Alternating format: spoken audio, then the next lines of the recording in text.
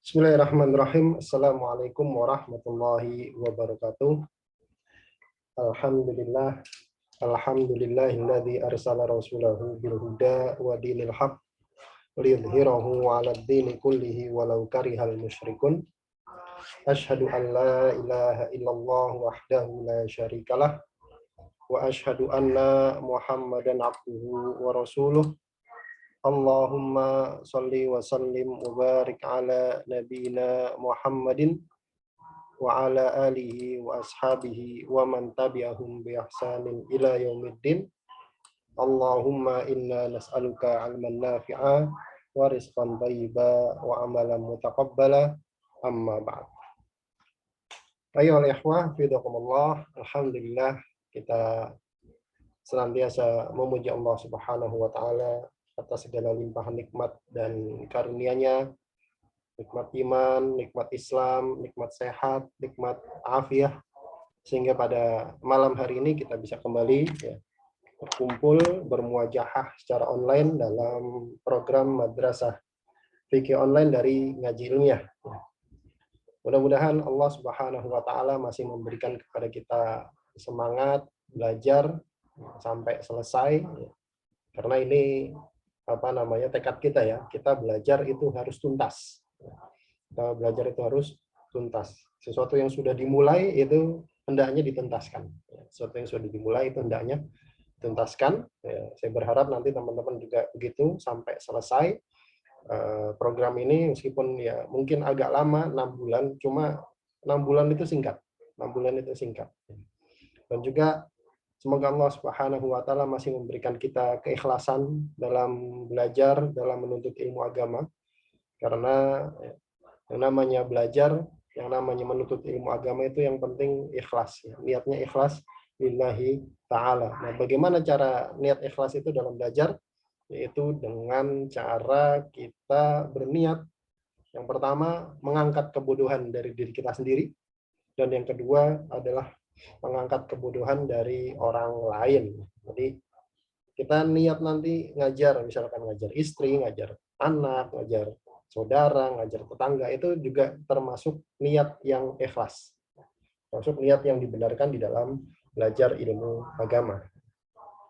Baik, ikhwas sekalian, kita akan kembali kepada kitab kita, yaitu kitab Al-Yaqut An-Nafis fi Madhabi Ibn Idris, yang ditulis oleh Syekh Al-Alamah Ahmad bin Umar Asy-Syatiri rahimahullahu taala rahmatan wasi'ah. Sebuah kitab yang mempelajari tentang madhab Imam Syafi'i dari dasar sebagaimana kemarin beliau katakan, ya penulis kitab ini katakan. Kita akan masuk pada bab yang pertama, yaitu bab tentang toharoh. Nah, beliau di sini Bismillahirrahmanirrahim, qala al-musannif rahimahullahu taala rahmatan wasi'ah wa nafa'ana bihi wa bi ulumi fi daril amin. At-toharatu, toharoh. Nah, toharoh ini selalu diletakkan di semua kitab fikih.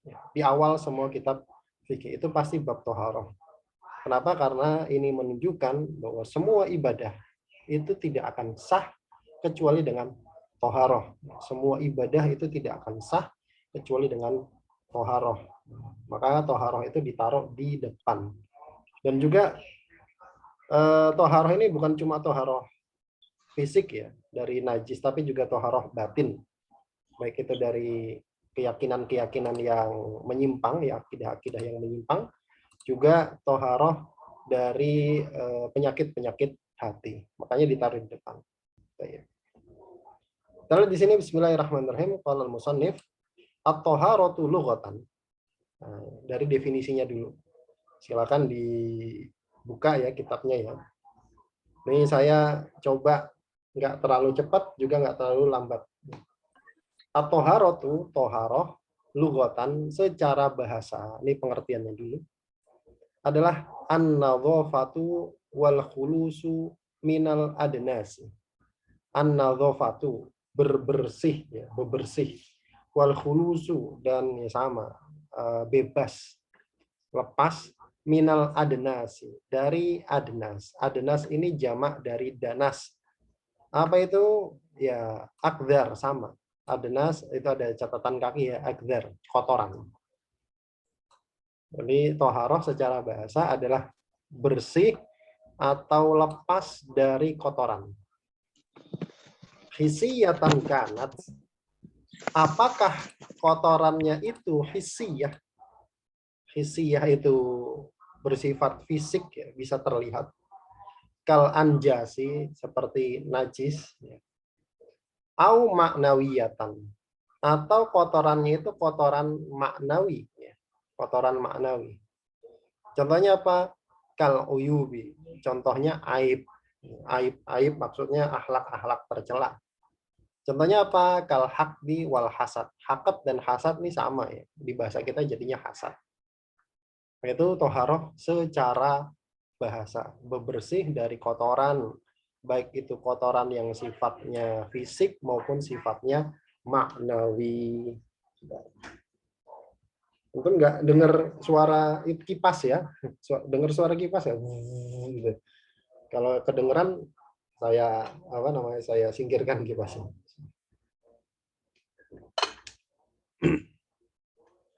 Kemudian wasyara'an secara syariat toharoh itu adalah ini definisi toharoh secara syar'i fi'lun ma tatawaqqaf alaihi ibahatun walau min ba'dil wujuhi au thawabun mujarrodun. Nah, ini agak sulit nih. Toharoh secara syariat itu maknanya adalah, kemarin ya saya katakan, definisi yang bagus itu dia akan menyingkirkan segala sesuatu yang bukan bagian dari yang sedang didefinisikan. Nah, gitu. Secara syariat, toharoh adalah fi'lun, sebuah perbuatan, sebuah ya pekerjaan, ma tatawaqqafu alaihi ibahatun, yang mana tatawaqqafu alaihi ibahatun, bolehnya ibahah ini boleh ya, bolehnya melakukan ibadah semisal sholat, bolehnya melakukan ibadah semisal sholat itu tatawaqqafu alaihi, bergantung kepada perbuatan tersebut. Jadi pahami? Satu, itu batasan yang pertama. Toharoh adalah sebuah perbuatan yang mana pekerjaan semisal sholat itu kebolehannya tergantung pada dia. Ulangi. Toharoh secara syariat adalah fi'luma tatawaqqafu alaihi ibahatun. Sebuah perbuatan yang ibahah, bolehnya melakukan sholat, itu bergantung pada perbuatannya. Jadi orang boleh melakukan sholat itu ada syaratnya. Salah satunya toharoh. Nah, begitu maksudnya. Berarti kalau nggak melakukan itu maka nggak boleh sholat. Maka nggak boleh sholat. Satu. Perbuatan yang mana kebolehan melakukan sholat itu bergantung pada dia. Yang kedua, walau min ba'dil wujuhi. Meskipun min dari ba'dil wujuh. Dari sebagian sisinya saja dibolehkan. Dari sebagian sisinya saja dibolehkan. Itu yang ketiga, nanti saya terangkan. Dicatat dulu aja.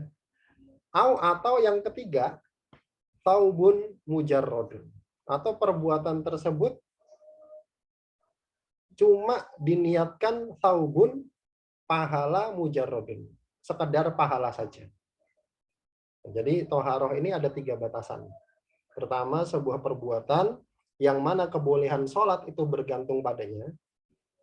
Kemudian yang kedua, meskipun kebolehannya itu cuma dari sebagian sisinya saja.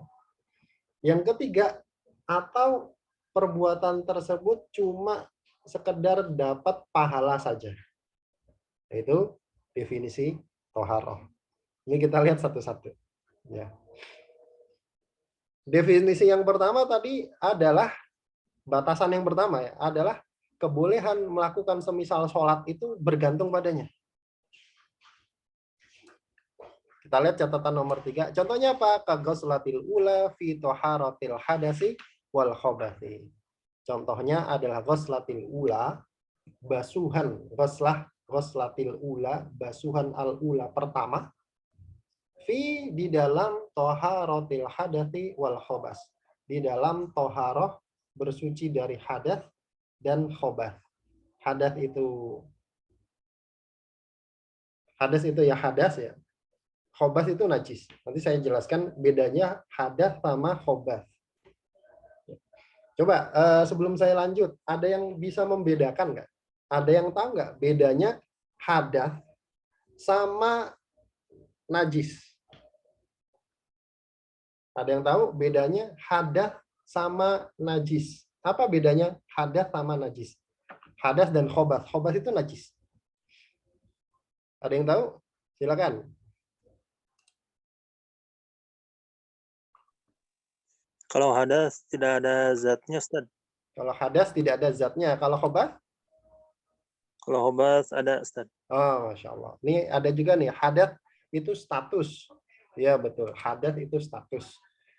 Kalau khobas atau najis, itu ada bendanya ya. Jadi kalau hadas itu status. Hadas itu status. Betul.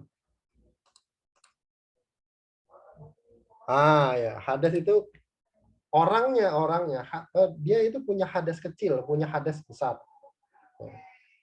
Itu orangnya. Tapi kalau najis itu bendanya. Najis, ada najis berat, ada najis pertengahan, ada najis ringan. Nah, itu bedanya.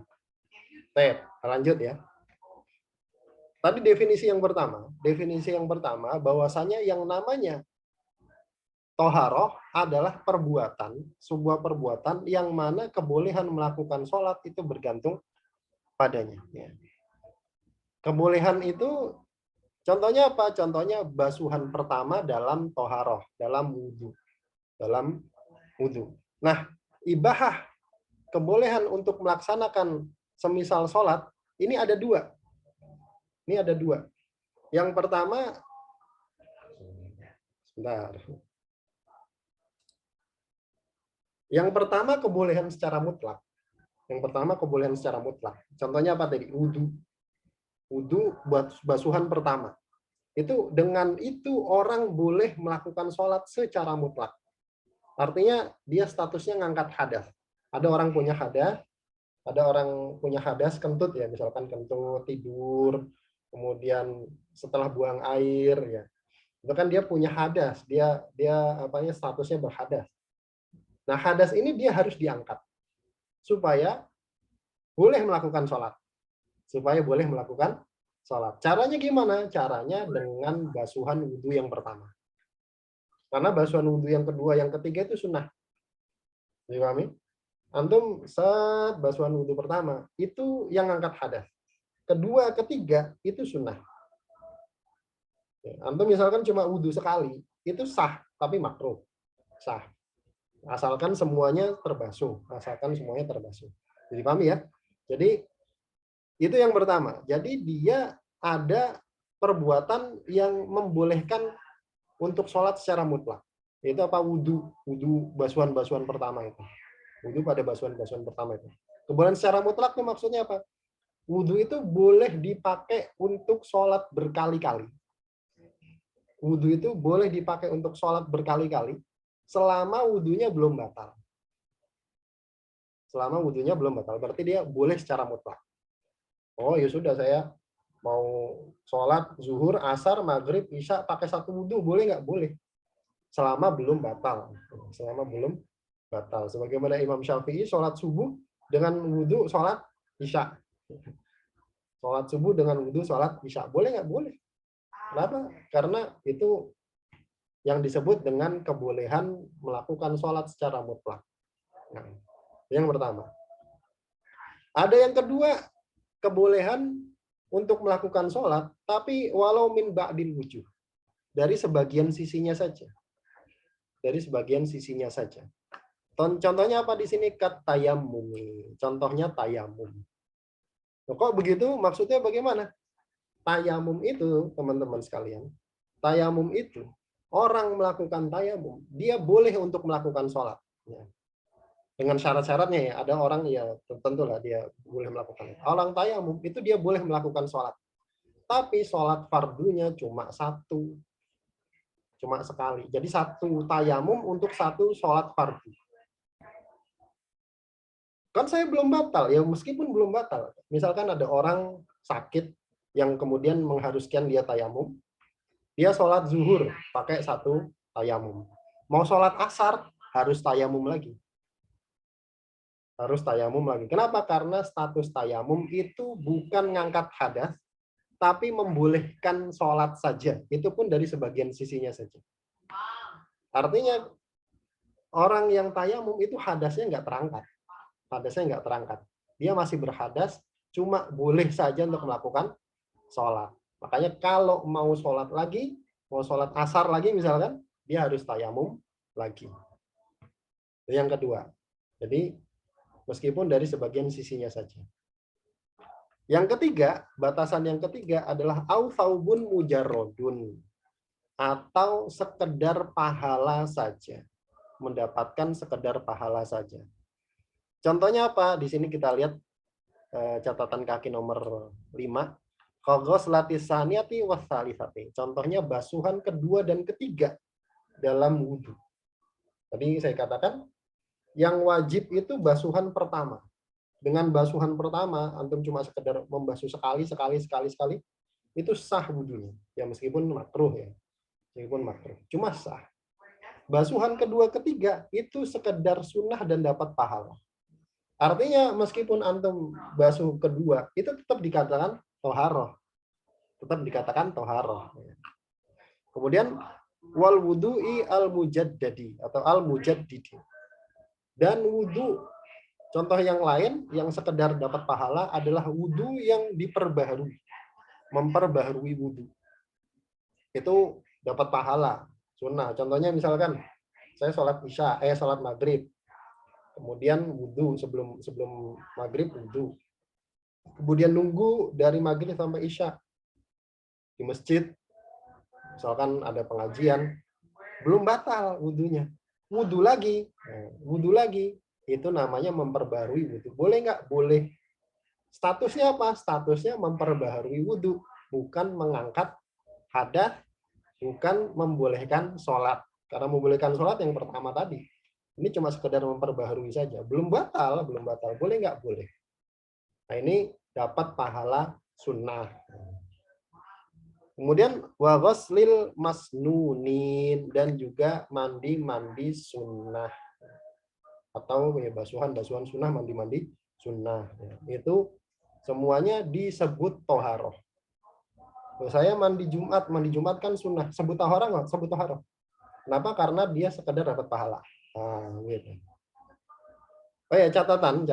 Wudhu yang diperbaharui ini, yang dapat pahala, dikasih asterisk gitu lah, dikasih bintang. Yang dapat pahala itu kalau sudah pernah dipakai sholat. Sudah pernah dipakai sholat. Kalau belum dipakai sholat maka makruh. Belum pernah dipakai sholat maka makruh. Antum misalkan habis sholat maghrib batal, kemudian antum wudhu keluar gitu kan, lagi pengajian ya, kajian ya, di masjid. Antum habis maghrib pengajian, lagi kajian, batal wudhunya, antum turun titik ke bawah, wudhu. Wudhu naik, kemudian ikut kajian sampai isya. Azan isya antum wudhu lagi. Wudhu yang tadi belum dipakai. Nah, antum wudhu lagi pas isya, itu malah makruh. Kenapa? Karena belum dipakai. Karena belum dipakai ya istilahnya kalau bahasa kita buang-buang air. Antum ngapain itu? Wudhu yang tadi itu dipakai dulu. Dipakai buat apa tadi wudhunya? Jadi pahami ya? Ini definisi toharoh. Sampai sini paham nggak atau pusing? Ini definisi toharohnya emang agak rumit ini, agak jelimet ini. Mbah Ahmad bin Umar Asy'atiri ini. Paham ya? Halo? Tidak ada ya? Paham? Saya anggap paham. Baik. Kemudian yang berikutnya kita masuk kepada wasilah toharoh. Wasilah atau alat, kemudian makosid, tujuan dari toharoh. Wasailut toharoti wa maqasiduha. Wasilah atau alat toharoh dan makosidnya. Makosid tujuannya ya. Makosid tujuannya. Lit toharoti arba'u wasailah. Toharoh itu memiliki 4 wasilah. Wa arba'u makosida dan 4 makosid. Makosid itu kan tujuan ya, apa? Bentuknya, bentuk toharoh. Toharoh punya 4 alat, 4 wasilah, dan 4 bentuk. Apa saja? Fal wasailu hiya, yang pertama al-ma'u. Wasilah-wasilahnya yang pertama adalah al-ma'u, air. Alat toharoh yang paling pertama, yang paling penting adalah air. Kemudian wat turobu, turab, debu. Debu sama pasir beda ya. Debu sama pasir beda. Debu, pasir beda. Antum, kenapa beda? Antum beli debu, antum beli pasir, dikasih debu mau nggak? Kalau saya beli pasir buat bangun rumah, dikasihnya debu. Berarti beda, Turab itu debu. Kemudian wadzabihu, zabir. Zabir itu menyamak. Kemudian wahajrul istinja'i, batu istinja. Nah, ini adalah 4 alat toharoh. Air, debu, menyamak, kemudian batu untuk istinja. Alat bersuci. Al-ma'u, kita lihat catatan nomor 6. Ini sebenarnya nggak perlu dikasih catatan, juga orang tahu ya. Air itu apa, Mbah? Apa itu air? Huwa jauharun latifun syafafun. Air adalah jauhar. Jauhar itu ya benda lah gitu. Latifun yang lembut, syafaf ya, lembut. Ya talawwanu bilauni ina'i, yang dia akan memiliki warna sesuai dengan tempatnya, bejananya. Bejananya warna hijau ya dia ikut hijau gitu kan. Yakhluqullahu ar-raya inda tanawulihi, yang Allah Subhanahu wa taala ciptakan rasa raya, rasa segar inda tanawulihi, ketika meminumnya, ketika mengkonsumsinya. Ya pokoknya air tahu lah ya, ini nggak usah didefinisikan, orang juga tahu air itu apa. Kemudian wa inna ma yutahhirul ma'u idza kana mutlaqan. Nah, sekarang setelah beliau menjelaskan macam-macam wasilah toharoh, alat untuk bersuci, kemudian beliau jelaskan syarat alat tersebut bisa dipakai untuk bersuci. Nah, berarti antum bisa kasih judul di sini, syarat sah wasilah toharoh bisa dijadikan alat toharoh. Syarat alat toharoh bisa dipakai untuk toharoh. Yang pertama, air. Apa syarat air bisa dipakai bersuci? Wa innama yutahhirul ma'u idza kana mutlaqan. Air cuma bisa dipakai untuk yutahhir, untuk bersuci, idza kana mutlaqan, kalau airnya itu air mutlak. Kalau airnya itu air mutlak. Apa itu air mutlak? Ini sebelum kita baca komentar dari musannif, saya dijelaskan dulu jenis-jenis air biar pas masuk ke penjelasan musannif itu lebih mantap ya. Apa itu air mutlak? Air itu dibagi menjadi 3. Yang pertama adalah air suci dan mensucikan. Air suci dan mensucikan. Itu apa? Air mutlak. Air mutlak itu apa sih? Air mutlak itu apa sih? Teman-teman perhatikan ya, kalau ada kata-kata mutlak di dalam kitab-kitab fikih, di dalam buku-buku syariat, mutlak itu artinya tidak punya keterangan tambahan. Tidak punya keterangan atau predikat tambahan.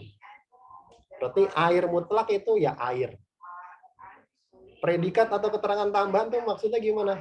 Contohnya kopi, teh, sirup, lumpur, gitu kan. Itu keterangan tambahan yang mengikat. Air, teh, air, kopi, air, sirup. Berarti teh, kopi, sirup itu namanya pengikat. Qayyid, kalau bahasa Arabnya qayyid, pengikat. Nah, air mutlak itu air yang nggak ada ininya. Pokoknya dia disebut air. Air hujan. Ya hujan itu kan bukan predikat baku. Antum tampung di ember jadi air. Ini apa mas? Air. Ditanya, antum tanya ke orang, ini apa? Air. Air sumur juga gitu. Sumur itu bukan predikat yang mengikat. Antum timba, antum keluarin, jadi air dia. Ini namanya air. Sumur itu nggak mengikat. Gitu juga air laut, air sungai, air keran. Ya, pokoknya air. Jadi pahami itu namanya mutlak. Itu namanya mutlak. Maka yang bisa dipakai untuk bersuci adalah air yang jenis pertama ini. Air mutlak. Suci mensucikan. Yang kedua adalah air suci tapi tidak mensucikan. Air suci tapi tidak mensucikan. Apa saja itu? Yaitu yang pertama adalah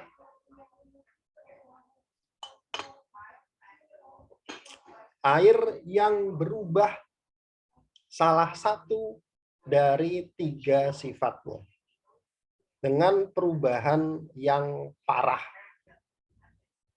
Air yang berubah salah satu dari 3 sifatnya dengan perubahan yang parah.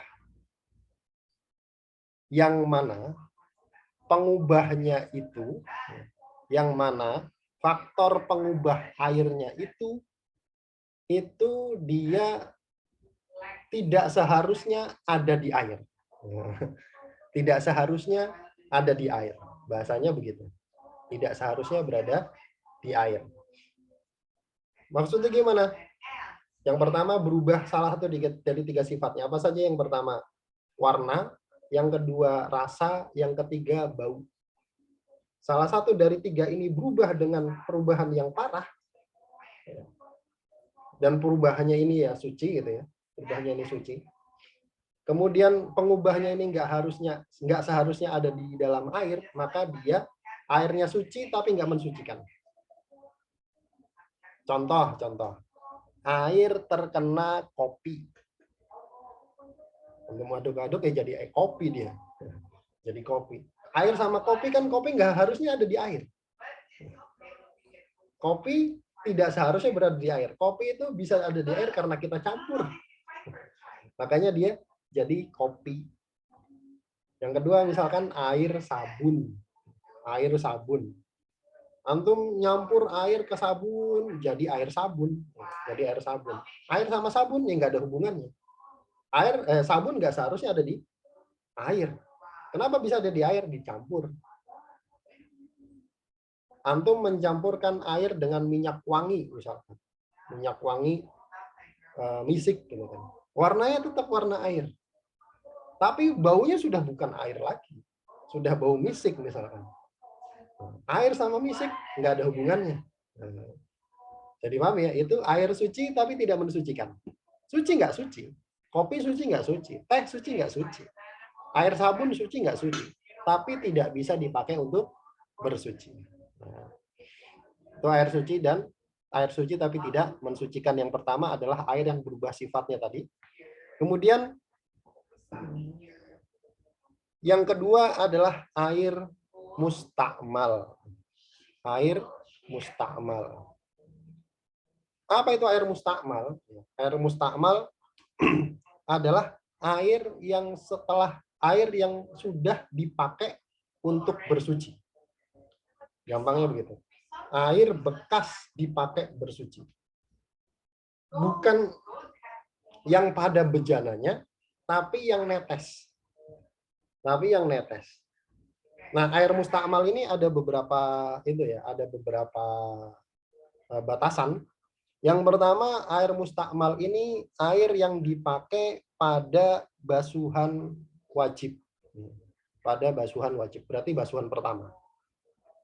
Mandi, wudhu, pokoknya pada basuhan wajib, dan basuhan pertama. Basuhan wajib itu apa? Basuhan pertama itu nanti. Pokoknya pada basuhan wajib ya, pada basuhan wajib. Karena nanti ada basuhan sunnah. Dalam wudhu, kumur-kumur itu sunnah. Berarti air bekas kumur-kumur itu nggak mustakmal. Air bekas kumur-kumur itu nggak mustakmal. Pokoknya air bekas basuhan wajib. Kemudian yang kedua adalah yang lepas dari anggota badan, yang lepas dari anggota badan.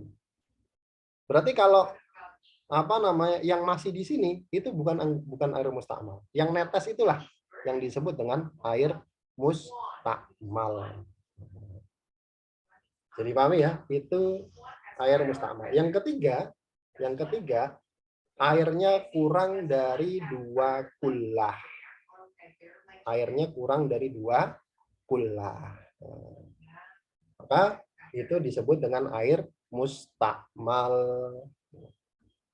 Maka contohnya misalkan gimana? Contohnya misalkan antum wudhu. Rukun wudhu itu apa saja sih? Misalkan kita ambil contoh wudhu ya. Rukun wudhu itu apa saja sih? Ngebasuh muka, kemudian basuh tangan sampai siku, kemudian ngusap sebagian kepala, kemudian apa plus niat ya apa. Kemudian basuh kaki, terus tertib.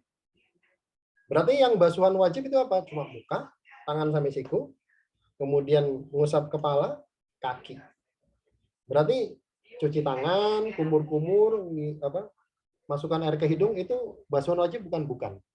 Berarti kalau bekas air kumur-kumur, bekas air cuci tangan, bekas air masukkan ke dalam hidung bukan air mustakmal. Kenapa? Karena bukan basuhan wajib. Karena bukan basuhan wajib. Dan itu juga basuhan yang pertama ya. Basuhan wajib itu basuhan yang pertama. Baik. Itu tentang air yang suci dan tidak mensucikan. Yang kedua yaitu air mustakmal. Yang pertama tadi air yang berubah sifatnya, kemudian yang kedua air mustakmal. Dan yang ketiga, air jenis yang ketiga adalah ini secara umum aja ya, karena di Fathul Qorib itu agak lebih rinci. Yang ketiga adalah air mutanajis. Air mutanajis. Air kena najis ya, berarti najis dia, air kena najis. Ya, itu nggak usah dalam-dalam nanti kita. Air yang kena najis. Nah, yang boleh dipakai itu air yang mana? Air yang pertama yaitu air mutlak. Air mutlak. Suci mensucikan. Kita lihat definisi atau catatan nomor 7. Apa itu air mutlak? Wa huwa ma yusamma ma'an bila qaidin lazimin indal alimi bihalihi min ahlil urfi wal lisan. Air mutlak adalah ma yusamma ma'an, sesuatu yang disebut air bila qaidin lazimin tanpa predikat baku yang mengikat. Nah, tadi ya, predikat baku itu kopi, teh, sirup, gitu kan. Air, kopi. Air sama kopi kalau sudah nyampur nggak bisa dipisah dia. Mau gimana cara misahnya? Air, teh, air, sirup, gitu kan. Itu sudah mengikat dia. Predikatnya nggak bisa dipisah. Karena sudah jadi kopi, sudah jadi teh, sudah jadi apa namanya sirup dan seterusnya. Nah, air mutlak adalah sesuatu yang disebut air tanpa predikat itu indal alimi bihalihi min ahlil urfi wal lisan. Menurut orang yang tahu keadaan air tersebut min ahlil urfi wal lisan, dari orang yang mengetahui urf, kebiasaan dan lisan bahasa. Ya, pokoknya menurut orang lah ini sebutannya air. Fayahruju al mustakmal wal mutanajjis. Maka yakhruju keluar dari definisi ini al mustakmal, air mustakmal. Air mustakmal tadi. Nah, air mustakmal tadi sudah dijelaskan. Wal mutanajjisu, dan juga air yang kena najis. Bimujarrodi mulaqati, dengan sekedar terjatuh atau kejatuhan najis. Karena air itu yang kejatuhan najis itu ada dua. Yang pertama air banyak, air yang lebih dari 2 kullah, atau yang kedua air sedikit, air yang kurang dari 2 kullah. Kalau airnya kurang dari 2 kullah, kena najis, meskipun nggak berubah sifatnya, dia jadi najis. Air 1 ember, full, tapi nggak sampai 2 kullah. 2 kullah itu sekitar 215 liter ya, pokoknya segituan ya.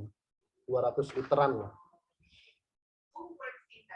Kena najis, kejatuhan misalkan bangkai cicak jatuh, pleng, dilihat warnanya nggak berubah, dicium juga warnanya, dicium baunya nggak berubah, dicicip rasanya juga masih rasa air. Apakah jadi najis airnya? Jadi najis. Berarti gimana ya, dibuang? Itu dibuang. Kalau airnya banyak, kena najis, dia baru jadi najis kalau sifatnya berubah. Jadi bau bangkai misalkan, atau jadi warnanya berubah, atau jadi warnanya berubah. Kalau enggak, maka tetap suci. Kalau airnya 2 kullah atau lebih. Maka keluar darinya air yang kena najis dengan sekedar kejatuhan najis. Kenapa? Li'anna man alima bihalihima mimma dzukira la yusammihima ma'an bila qaidin. Kenapa air mustakmal dan air mutanajis itu tidak disebut air lagi, tidak disebut air mutlak? Karena orang yang tahu keadaan air tadi, dia tahu nih, oh nih air kena najis, oh nih air dipakai bersuci. Maka dia nggak akan menyebutnya sebagai air mutlak lagi. Dia akan sebut ini air najis, ini air bekas wudhu. Nah, gitu kan? Dia akan sebut begitu. Oh, ini air najis, ini air bekas wudhu. Kemudian wayadkhulu al-mutaghayyiru katsiran bima fil maqarri wal mamarri. Dan masuk pada definisi air mutlak, termasuk pada definisi air mutlak adalah al-mutaghayyiru katsiran bima fil maqarri wal mamarri. Adalah air yang berubah sifatnya dengan perubahan yang katsiran, yang banyak, yang parah, tapi fil maqarri wal mamar. Tapi sebab yang menyebabkan dia berubah itu ada pada makor, tempat diamnya dia, wal mamar, dan tempat lewatnya dia. Saya kasih contoh. Contohnya gimana? Contohnya misalkan antum pernah ngelihat air danau besar kan. Kemudian warnanya berubah karena adanya lumut. Warnanya berubah karena adanya lumut. Jadi hijau dia, jadi hijau. Warnanya berubah. Tapi perubahannya itu dengan sebab benda yang ada di dalam dia. Berubah nggak? Berubah. Warnanya berubah jadi kayak lumut. Kemudian baunya juga berubah. Tapi dia tetap disebut air mutlak. Artinya tetap bisa dipakai bersuci. Meskipun berubah. Kenapa? Karena lumut ya ada di situ namanya. Namanya apa? Namanya air, diam di tempat yang besar pasti ada lumutnya. Nah, makanya tadi yang pertama saya katakan yang apa? Yang mensuci tapi tidak mensucikan itu pengubahnya itu nggak harusnya ada di situ. Nah, kalau ini pengubahnya memang harusnya ada di situ. Contohnya tadi apa? Lumut atau mamar atau pada tempat lewatnya dia. Contohnya apa? Air sungai. Air sungai itu kalau lewat apa namanya di tempatnya dia itu bakalan jadi butek. Kenapa? Karena kena tanah, kena pasir, kena macam-macam. Dia berubah warnanya jadi keruh, jadi butek. Disebut air mutlak bukan? Tetap disebut air mutlak. Boleh dipakai bersuci enggak? Boleh dipakai bersuci, meskipun butek. Kenapa? Karena perubahannya itu karena sesuatu yang ada pada tempat lewatnya dia. Jadi paham ini? Ini agak senam otak dikit nih. Gitu. Agak senam otak dikit. Berarti dia tetap bisa dipakai untuk bersuci. Kenapa? Fa inna ahlal urfi wal lisani yutlikuna alaihi isma ma'in bila qaidin ma ilmihim bihalihi. Karena ahli uruf, orang yang tahu kebiasaan masyarakat dan orang yang tahu bahasa, yutlikuna alaihi ismal ma. itu yutlikuna, itu akan tetap menyebut pada air kali dan air danau tadi ismamain, disebut air bila koidin, tanpa ada embel-embel. Dia akan menyebut ini air. Kali itu kan bukan embel-embel ya. Danau juga bukan embel-embel yang melekat terus. Ma'ilmihim bihali. Dengan beserta dia tahu keadaan air tersebut. Ini air danau ya sebutnya air. Ini air sungai ya sebutnya air. Kemudian wayat hulu aidon malam yuqayyad aslan. Dan masuk pada definisi air mutlak juga air yang tidak ada koyitnya aslan sama sekali. Ka'an takula sebagaimana engkau katakan hada maun. Ini loh air gitu. Nih air nih. Ya itu gampang lah ya. Au maquida qaidan munfakkan. Dan juga masuk pada air mutlak itu air yang punya koyit tapi koyitnya munfakkan. Koyitnya bisa lepas, bisa terpisah. Bisa terpisah. Contohnya apa? Ka'antakula, contohnya kamu katakan ma'ul bahri, air laut. Air laut. Antum ambil seember, kemudian antum taruh, kemudian orang yang ada di situ antum tanya. Yang nggak tahu ya, ini air apa? Dia akan bingung. Ini air apa ya? Tapi jangan disuruh cobain. Air ini kayaknya. Nah, itu namanya air mutlak. Jadi kalau diambil kemudian disuruh orang nebak, orang itu akan nyebutnya air. Itu ciri koyetnya itu bisa terlepas. Beda sama kopi. Antum taruh misalkan, Mas ini apa? Orang langsung tahu ini kopi, Mas. Ini apa? Sirup ini. Ini apa? Oh, ini teh. Beda ya. Auma al-bi'ri atau air sumur sama antum timba kemudian antum taruh di ember, teman antum yang baru datang menurut ini air apa? Ya air gitu kan. Air gitu. Jadi pahami itu punya koyit, punya keterangan tambahan tapi munfak, dia bisa lepas. Wa yahruju aidon ma qayyada bi qaidin lazimin.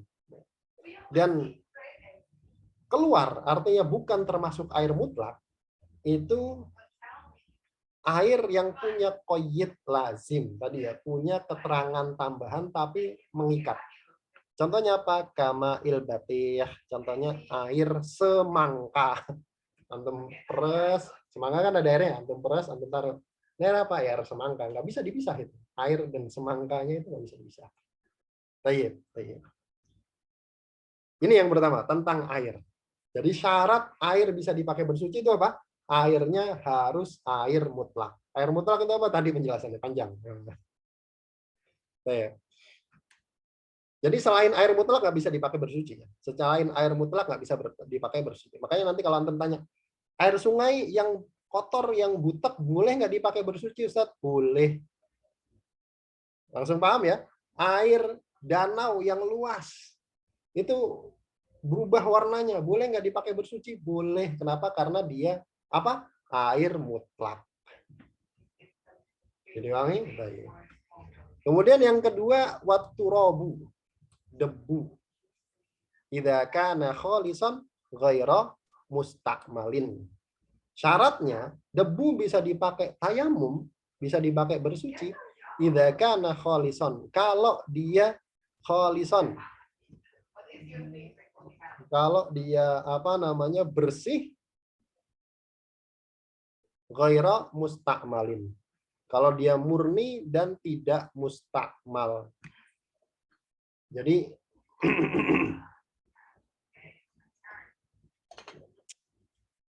kalau mau pakai debu tayamum, itu dia harus debu murni, nggak boleh tercampur kalau dalam mazhab Syafi'i ya.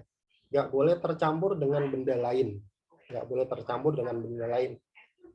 Nggak boleh tercampur dengan kapur, nggak boleh tercampur dengan tepung. Pokoknya debu. Pokoknya debu. Ghaira mustakmalin. Dan bukan debu mustakmal. Debu mustakmal itu apa? Debu yang rontok dari muka. Kalau bekas tepukan, itu bukan mustakmal. Mustakmal itu yang rontok.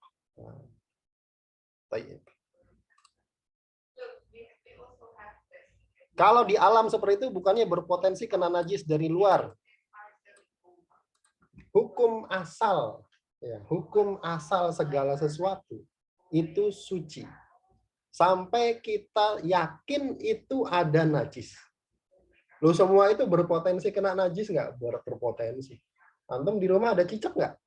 Ada cicak.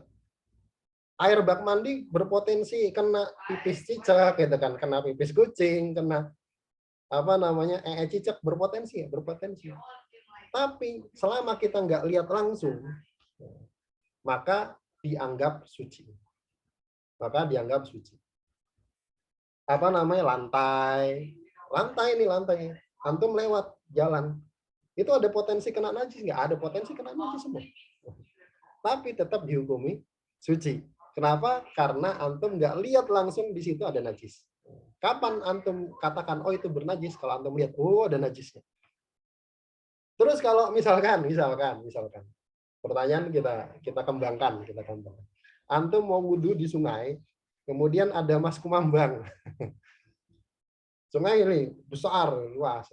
Kemudian di tempat kita kan orang macam-macam ya. Kalau di Demak itu, di daerah Demak itu orang antara nyuci, kemudian antum kalau pernah jalan-jalan ke Demak, itu nanti antum akan temukan orang di depan rumahnya itu sungai, itu ada itunya, ada apa namanya, ada tangganya, dibuat tangga untuk turun ke sungai. Itu semua dilakukan di situ. Mandi cuci kakus itu biasa dilakukan di situ. Sampai sekarang, terakhir saya ke Demak sebelum pandemi, itu masih seperti itu. Masih seperti itu. Misalkan antum wudhu dengan air sungai, kemudian ada sesuatu lah itu najis yang mengambang. Itu bagaimana gitu kan? Bagaimana? Nah, jawabannya tetap bisa dipakai bersuci. Kenapa? Karena airnya banyak sekali. Karena airnya banyak sekali, kemudian dia mengalir, meskipun nggak mengalir ya, dia banyak sekali, dan apa namanya kenajisannya itu kalah dengan banyaknya air. Terus caranya bagaimana? Ya tinggal antum minggir sedikit, cari yang nggak ada najisnya. Itu tetap boleh dipakai untuk bersuci. Kita bicara boleh atau tidak loh ya. Bukan antum jijik ya, kalau jijik ya jijik. Tapi kalau boleh atau tidak boleh. Boleh atau tidak boleh. Makanya najis atau tidak itu bukan kotor atau tidak. Najis itu bukan kotor. Nanti kita akan belajar. Najis itu bukan kotor. Najis itu hukum syariat. Beda lagi. Kalau kebersihan itu hukum yang berbeda. Jadi hukum bersih sama najis, bersih sama kotor itu sesuatu yang beda. Sebagaimana suci dengan bersih itu sesuatu yang berbeda. Untuk debu, apakah harus benar-benar debu zatnya terlihat oleh mata? Atau kita bisa menepuk tembok, batu, atau di kita? Nanti kalau kita, nanti ada ya babnya tayamum ya. Kita nanti akan belajar di bab tayamum. Disyaratkan dalam mazhab Syafi'i debunya itu harus debu tanah. Debu yang harus ada di tanah. Jadi kalau debu tembok dalam mazhab Syafi'i itu nggak sah. Antum nepuk-nepuk begini dalam mazhab Syafi'i nggak sah. Apalagi cuma nepuk-nepuk kursi di pesawat lagi. Pesawat kan pasti dibersihkan kan. Nggak mungkin itu nggak ada debunya. Itu cuma pura-pura tayamum. Makanya kalau mau mempraktekkan mazhab Syafi'i itu agak berat sebenarnya ketika tayamum. Karena dia harus debu tanah. Makanya nanti coba antum cek di apa namanya? Cek di marketplace debu tayamum. Nanti ada yang jual. Kenapa? Karena itu untuk mempraktekkan mazhab Syafi'i. Jadi kalau debu di tembok itu nggak sah. Debu tembok dia harus debu turab, harus debu tanah. Debu yang ada di tanah. Mulai dulu waktu zaman-zaman Covid yang alam saya sakit apa gitu, tapi sakit berhari-hari, saya keluar tepok-tepok di apa namanya di tanah gitu, di tanah. Karena di dinding di ini nggak boleh dalam mazhab Syafi'i nggak boleh. Paham ya? Nanti insya Allah ada lebih jelasnya syarat-syarat tayamum. Ini syarat alatnya saja. Ini syarat alatnya saja. Kalau syarat tayamumnya nanti. Ya, jadi khalisan ghairu musta'malin. Dia harus debu yang bersih, yang murni, bukan mustakmal. Ya, afwan. Kemudian Cukup dulu deh, cukup dulu. Masih sisa 7 menit ya. Karena yang berikutnya adalah menyamak dan istinja. Menyamak dan istinja. Jadi ini dicatat ya, ini syarat alatnya, bukan syarat perbuatannya, syarat alatnya. Alat soalnya kan tadi air, debu, kemudian menyamak, kemudian debu istinja. Ini syarat alatnya. Jadi persepsinya nggak boleh kemana-mana dulu. Silakan kalau ada pertanyaan. Izin bertanya, bagaimana hukumnya wudhu yang membasuh anggota tubuh lebih dari 3 kali? Kalau hukum air di jalan yang bercampur tanah dan kita tidak tahu apakah terkena najis atau tidak, lalu mengenai baju bagaimana? Apakah jika terkena najis itu membatalkan wudhu? Taib. Bagaimana hukumnya wudhu membasuh anggota tubuh lebih dari 3 kali?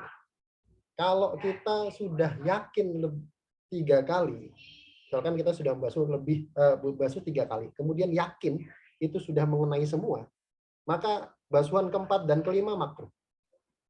Basuhan keempat dan kelima makruh.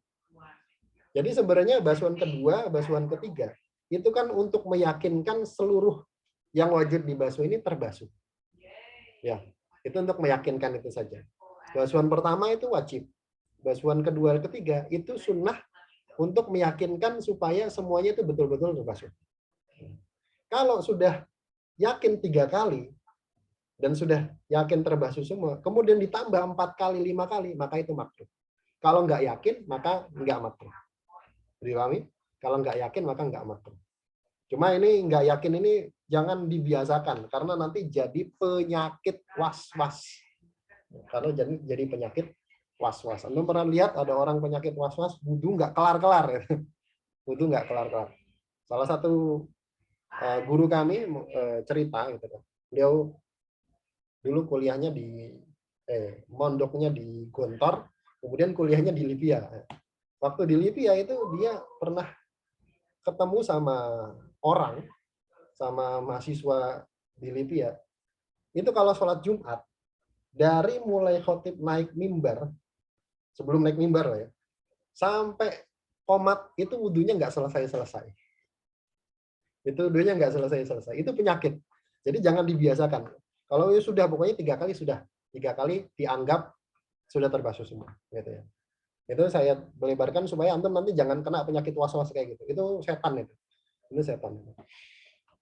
Kemudian yang kedua, hukum air di jalan yang bercampur tanah dan kita tidak tahu apakah terkena najis atau tidak, mengetahui baju atau celana. Ya, itu dihukumi suci.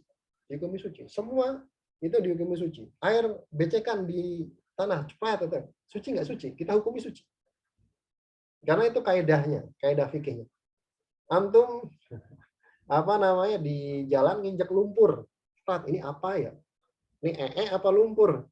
Ya anggap lumpur. Kecuali antum nyium baunya gitu kan. Oh, ini bau kebo nih. Oh, ternyata berarti kebo. Tapi kalau ini apa ya? Antum nggak usah cari-cari gitu kan. Nanya, "Mas, tadi air ini ada yang pipis di sini nggak?" Nggak perlu. Nggak perlu. Pokoknya dianggap suci. Kemudian yang ketiga, apakah jika kita terkena najis itu membatalkan wudhu? Ya, tidak membatalkan wudhu. Karena antara najis dan membatal wudhu itu beda ya. Jadi najis, makanya tadi saya tanyakan, apa bedanya najis sama hadas? Kalau hadas itu status orang. Dia punya hadas. Contohnya hadas itu apa? Hadas itu nggak ada bentuknya. Contohnya orang habis tidur, bangun. Dia punya hadas nggak? Punya hadas. Dia habis tidur bangun nggak boleh dia sholat, dia harus wudhu. Apa bentuknya? Kan nggak ada. Bentuknya kan nggak ada. Kalau najis itu ada bentuknya. Itu ada bentuknya. Misalkan najis ayam misalkan. Itu najis nggak? Najis dalam mazhab Syafi'i najis. Ada bentuknya? Ada. Terus bagaimana caranya? Caranya tinggal dibersihkan saja. Misalkan kita mau sholat, kemudian jalan, kayak di tempat saya nih banyak ayam gitu kan, di kampung.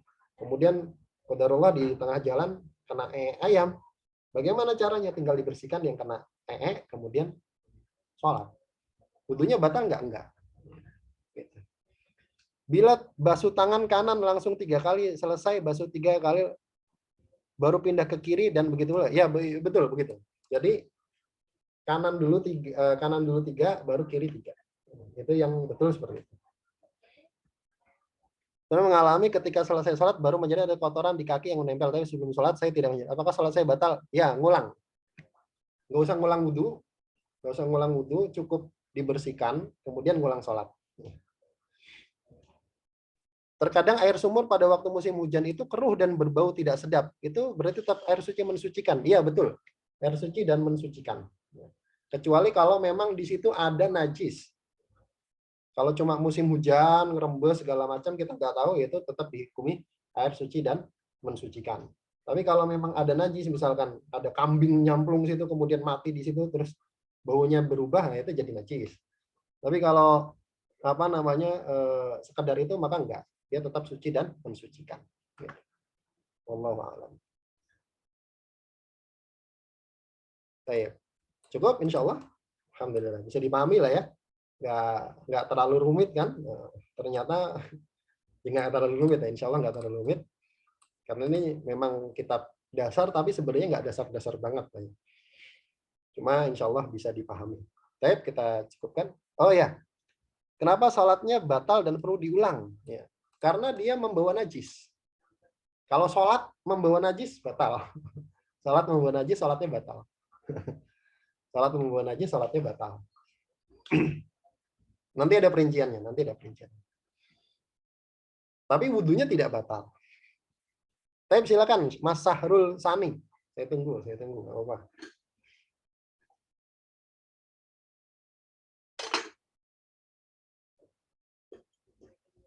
Kalau kambing masuk sumur terus mati apa perlu dikuras?